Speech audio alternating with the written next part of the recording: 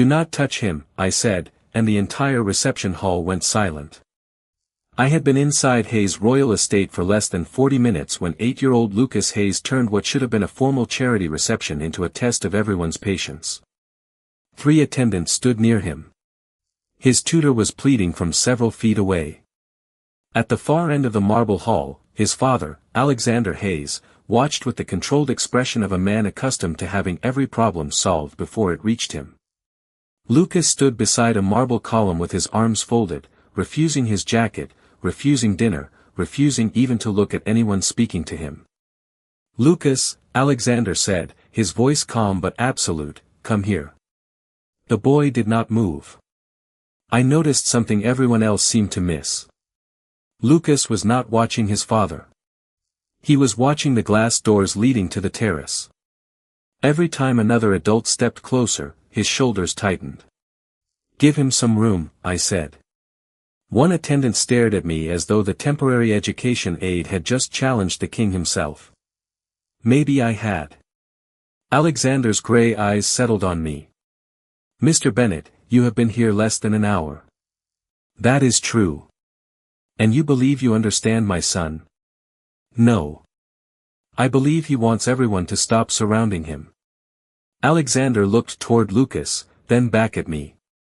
I walked to the terrace doors, opened one, and stepped aside. Cool evening air entered the crowded room. I did not call Lucas. I did not offer a reward. I simply said, "I am going outside where it is quieter. You can stay here or come outside. Your choice."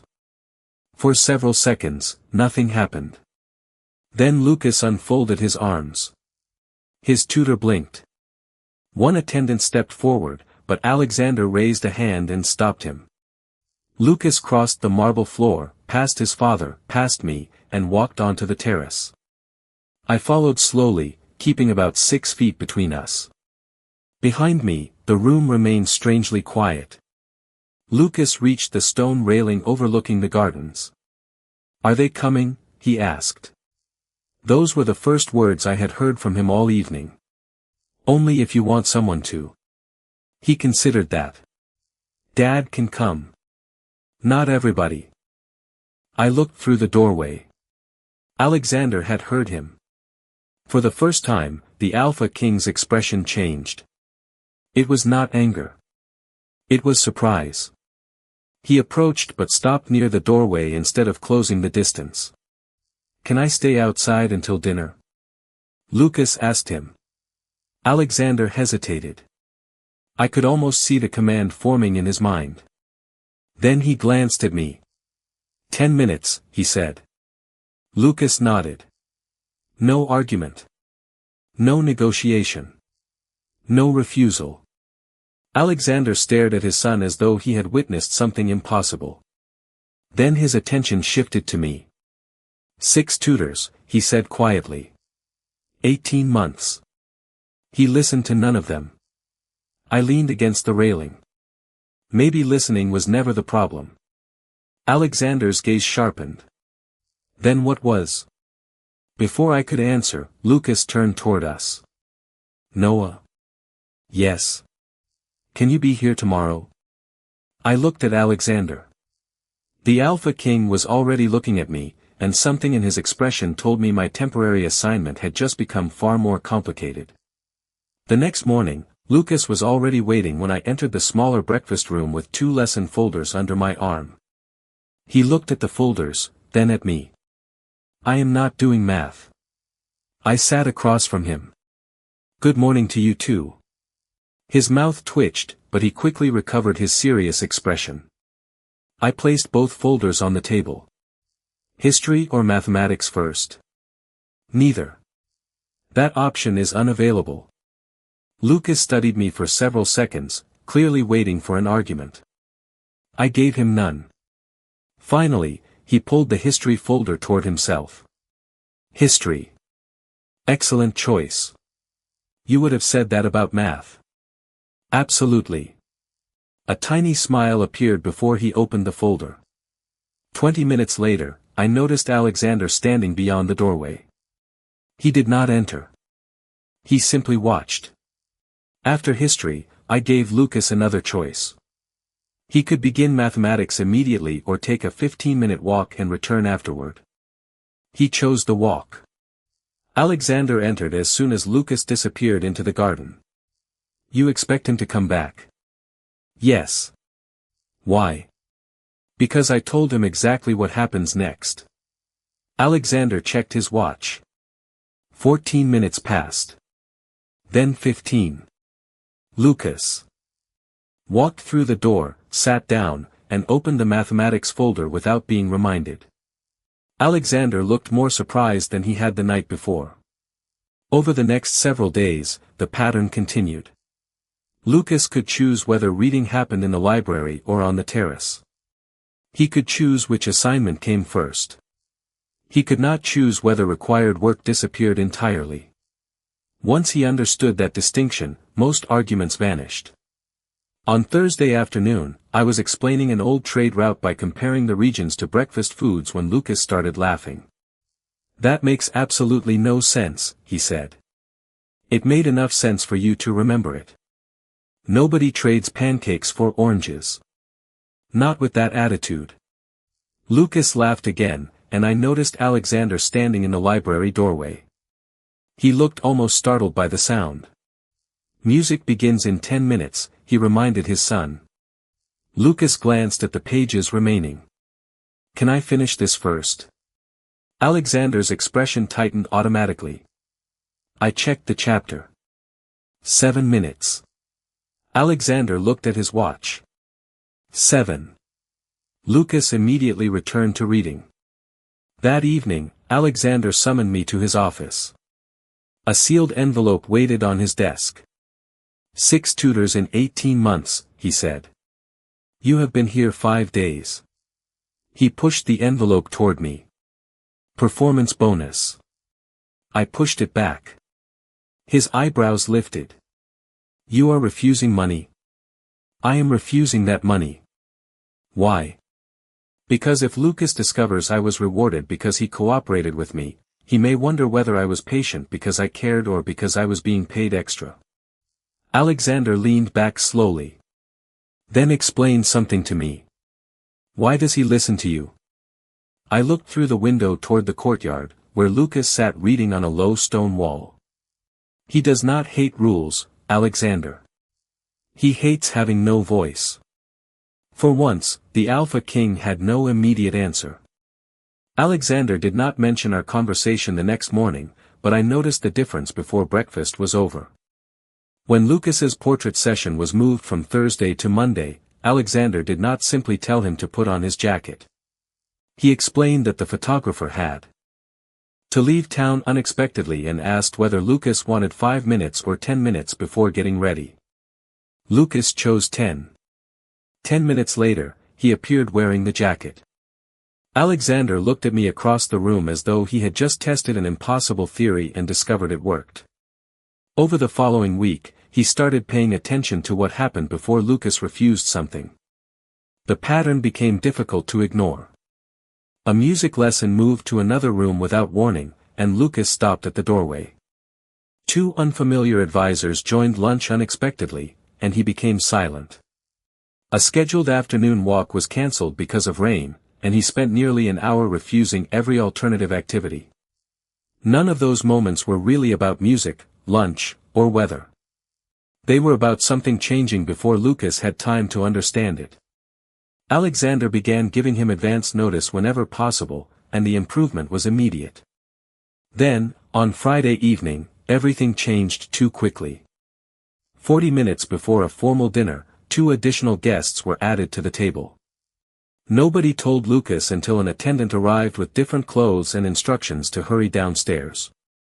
10 minutes later, Lucas was gone. Staff searched the library, residential wing, courtyard, and gardens. Alexander found me near the west staircase. He is not in his room. His voice was controlled, but his eyes were not. What changed? I asked. Noah, this is not the time. What changed before he disappeared? Alexander stopped. 2 guests were added to dinner. Did Lucas know? His silence answered me. I remembered our morning walk and the way Lucas had lingered near the old greenhouse. We crossed the garden and found the glass door unlocked.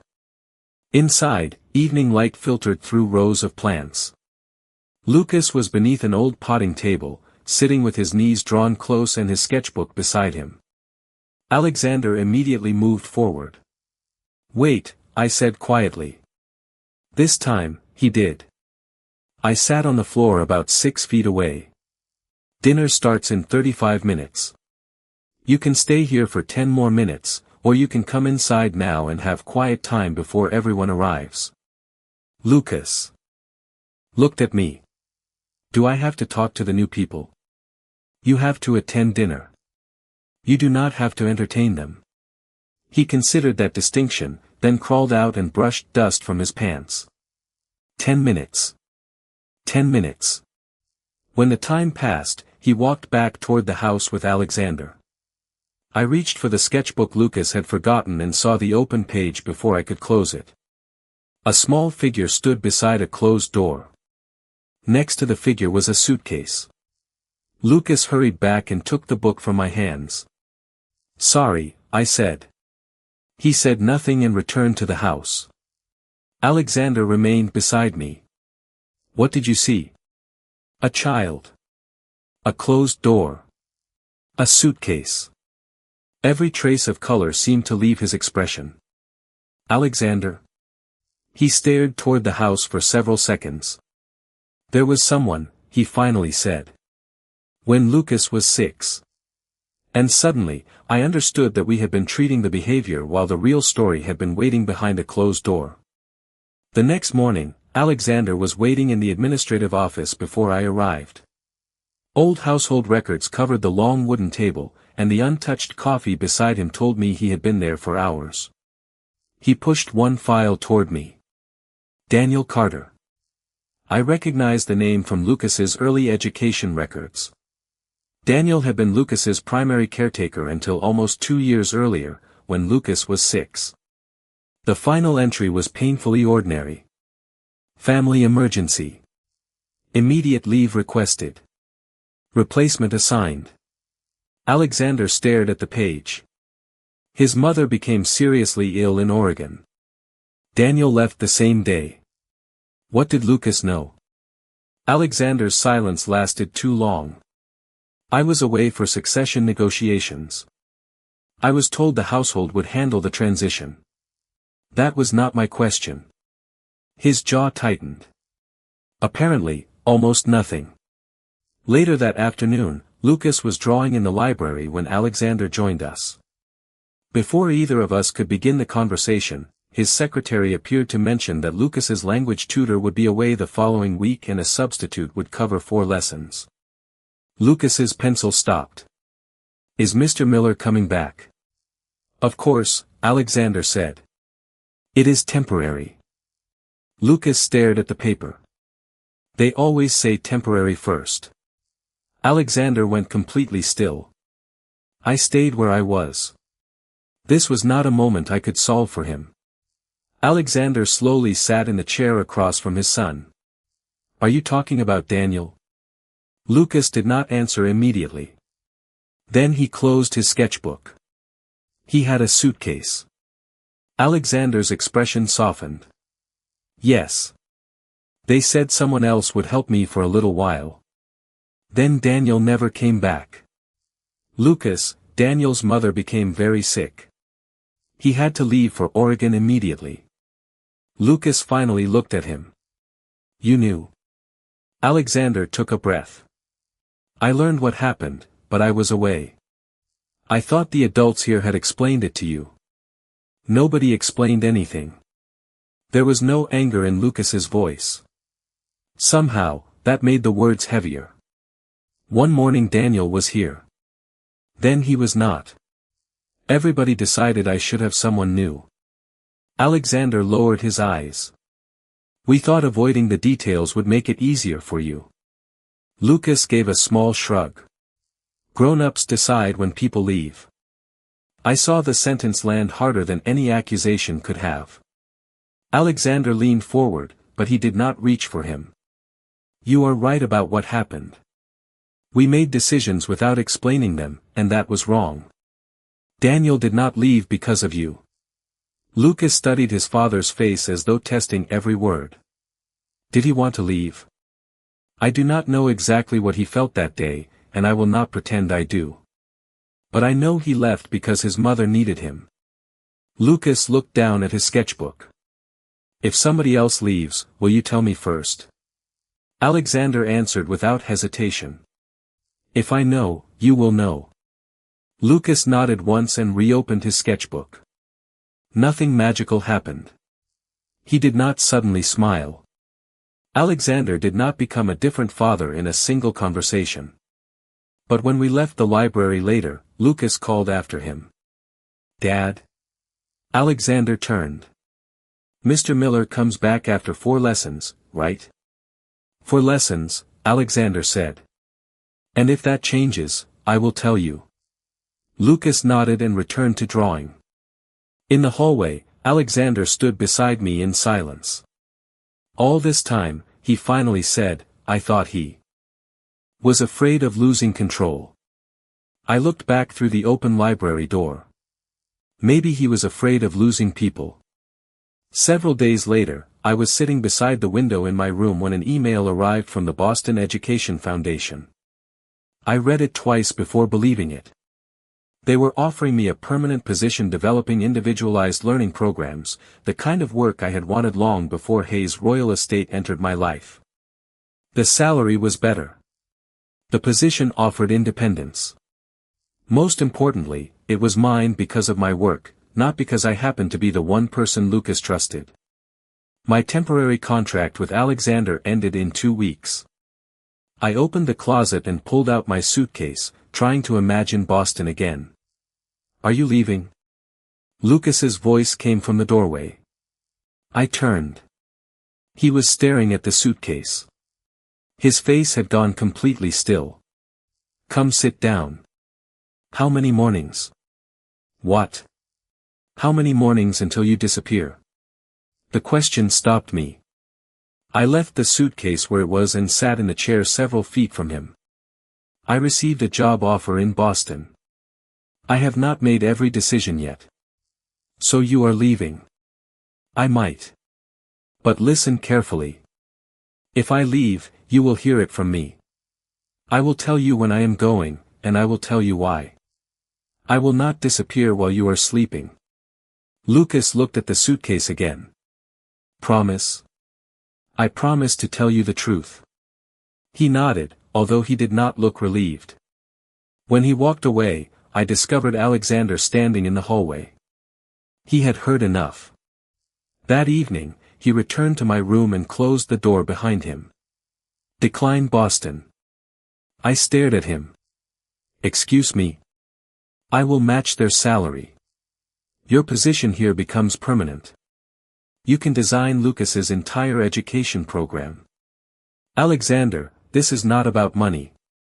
Then tell me what you want. The freedom to decide what I want. His expression hardened. Lucas needs stability. Yes, he does. Then you are staying. The word settled between us. I looked at him for a long moment. Do you hear yourself? I am protecting my son. No. You are frightened, so you are trying to control the uncertainty. His eyes narrowed. That is not the same thing. It is exactly what you have been doing to Lucas. Something changes, you become afraid of the outcome, and your answer is to remove everyone else's choice. Alexander said nothing. I stepped closer to the desk but kept distance between us. You cannot teach Lucas that people have a right to make choices while ordering everyone around him to make the choices you prefer. His anger faded slowly, replaced by something more difficult to watch. Recognition. He looked toward the open suitcase. If you leave, he will think it is happening again. Then we show him the difference. We explain it. We give him time. We let him feel whatever he feels. We do not lie to him, and we do not turn staying into proof that someone cares. Alexander looked at me, and when he spoke again, his voice was quieter. "You are right. I had not expected the admission." He moved toward the door, then stopped. "Forget what I ordered." His hand rested on the doorknob. "Noah, I would like you to stay." This time there was no command in his voice. Only a request. I looked at the suitcase, then at him.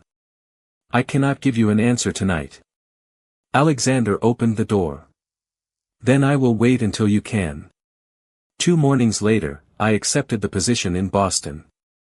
Alexander was the first person I told. He stood beside the breakfast room window for a moment, then nodded. "When do we tell Lucas?" There was no argument, no counteroffer, no attempt to change my decision. That mattered more than I expected. We told Lucas together after breakfast. I explained that my final day at the estate would be Friday and that Boston was roughly 200 miles away. "Is it because I did something?" he asked. "No. Nothing you did caused this. Will you come back?" I could have offered him an easy promise, but easy promises were part of what had hurt him before. I do not know exactly what happens after Friday. But I will never disappear without saying goodbye. Lucas looked toward Alexander. His father did not soften the answer or replace it with something prettier. "Noah is telling you the truth," Alexander said. "And we are going to talk about every change before it happens." Friday arrived faster than I wanted.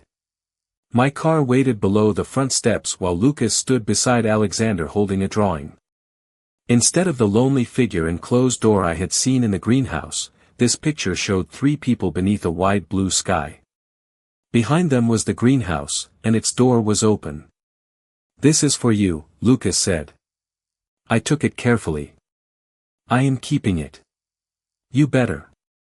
Alexander carried one of my bags down the steps himself despite an attendant offering to take it. When he placed it beside the car, our eyes met.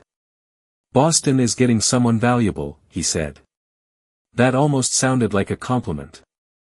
"Do not become unreasonable." I smiled, and for a second, so did he. Then his expression grew serious. "Take care of yourself, Noah." He did not ask me to reconsider. That was how I knew he finally understood. 3 days later, Alexander called. "Something is wrong." "What happened?" "Nothing. That is the problem." Lucas had attended every lesson, arrived at every meal, and followed every instruction without complaint. A month earlier, Alexander might have called that progress. Now he recognized it as withdrawal. "Sit with him," I said. "Do not make him perform being fine for you." That evening, Alexander canceled a meeting and sat across from Lucas until the boy finally asked, "Did you send Noah away?" "No," Alexander answered.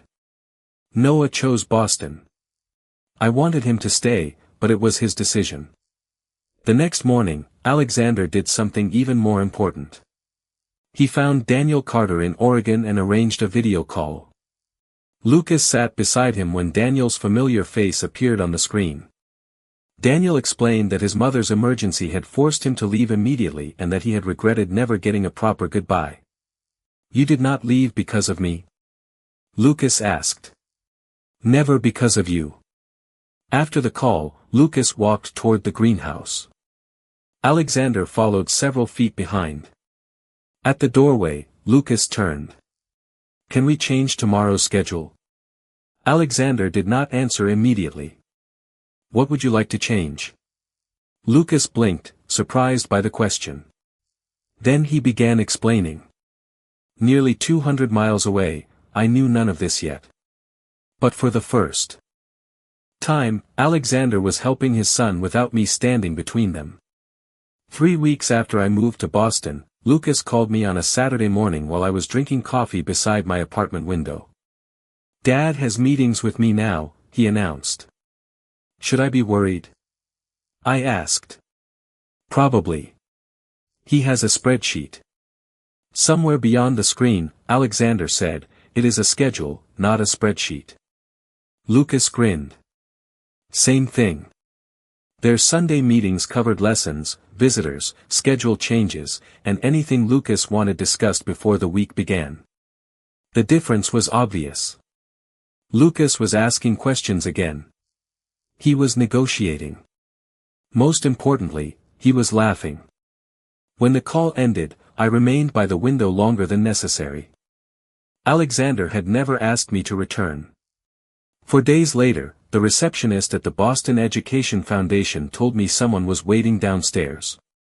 Alexander stood alone near the lobby windows in a dark coat, looking strangely out of place without staff surrounding him. "You traveled 200 miles without warning me?" I asked. "I considered giving you advance notice. That would have demonstrated excellent personal growth." The corner of his mouth lifted. We walked to a quiet coffee shop nearby. Once seated, Alexander placed a thin folder on the table. "Before you say anything, it is not a contract." I opened it.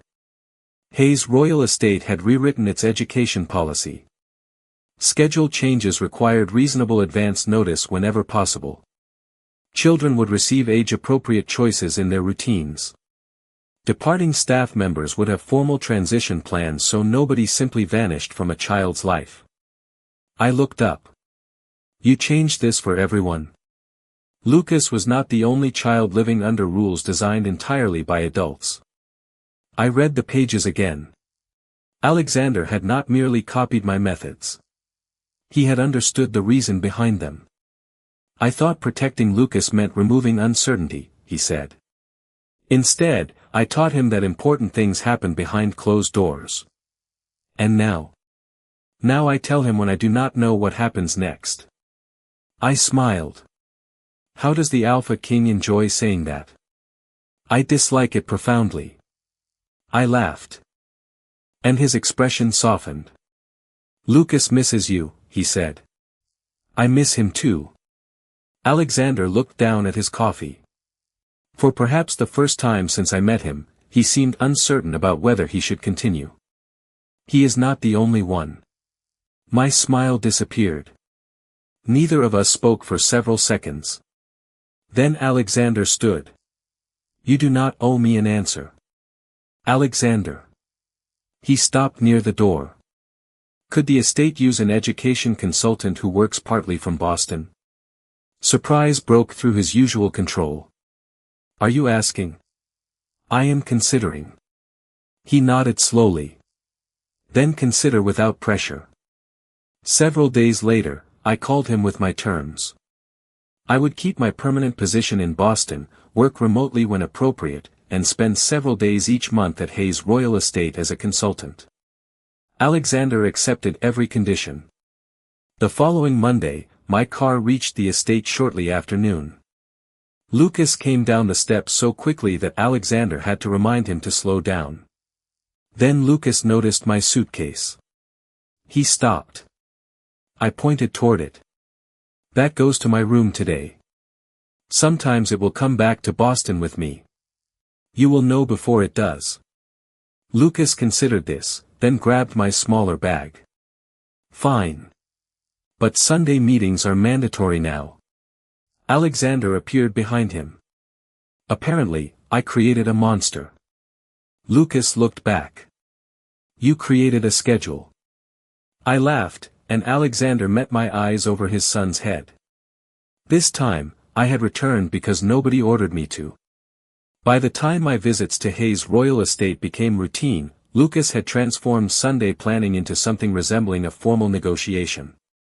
One evening, he sat across from Alexander with the weekly schedule between them and pointed at Tuesday. 2 hours of history is unreasonable." Alexander folded his arms. "You negotiated that lesson last week." "I have new information." "What information?" 2 hours is still unreasonable." I covered my smile with my coffee cup. Eventually they settled on 90 minutes in the greenhouse. Alexander extended his hand with exaggerated seriousness, and Lucas shook it before running upstairs for his sketchbook. Moments like that became ordinary, which made them more meaningful. Alexander no longer needed me to interpret every silence from his son. Lucas no longer treated every change like evidence that something important might disappear. And somewhere between Sunday schedules, morning coffee, and evening walks through the gardens, Alexander and I stopped talking only about Lucas. He asked about Boston. I asked about the responsibilities he carried beyond the estate. We disagreed frequently enough to keep things interesting. One Thursday evening, I found him alone in the breakfast room surrounded by documents. "You scheduled 3 meetings before lunch tomorrow," I said. "That sounds like poor planning." "I manage an estate, Noah. Apparently not your calendar." He looked up, almost smiling. I missed this. Something in his voice made me stop. "Missed what?" Alexander closed the folder in front of him. "You arguing with me. I prefer constructive disagreement. You told me my calendar was ridiculous." "Constructively." He stood, but instead of approaching, he remained on the opposite side of the table. "When you left, I kept finding reasons to walk past the library. My humor faded." "Why?" "Because part of me expected you to be there." The room suddenly felt quieter. Alexander looked directly at me. "I care about you, Noah. More than I intended to." I had imagined hearing something like that, but imagination had never included the complicated reality between us. "You are an alpha king," I said carefully. "I still work partly inside your household. You can change my access to this estate with a conversation. That matters." "I know. Do you?" Alexander considered the question. Then he stepped backward, deliberately increasing the distance between us. "You owe me nothing because you helped Lucas. You owe me nothing because I asked you back. You do not owe me an answer tonight, tomorrow, or ever." I watched him, remembering the man who once stood in my room and told me I was staying as though my future belonged to him. "That might be the first truly sensible thing you have said all week." His expression softened. "Only this week. Do not ruin the moment." He laughed quietly. Neither of us crossed the space between us. We did not need to. Later, walking toward my room, I passed the library and saw Lucas asleep in a chair with his sketchbook open on his lap. Alexander carefully placed a blanket over him, then noticed me in the doorway. Our eyes met. Nothing had been decided between us.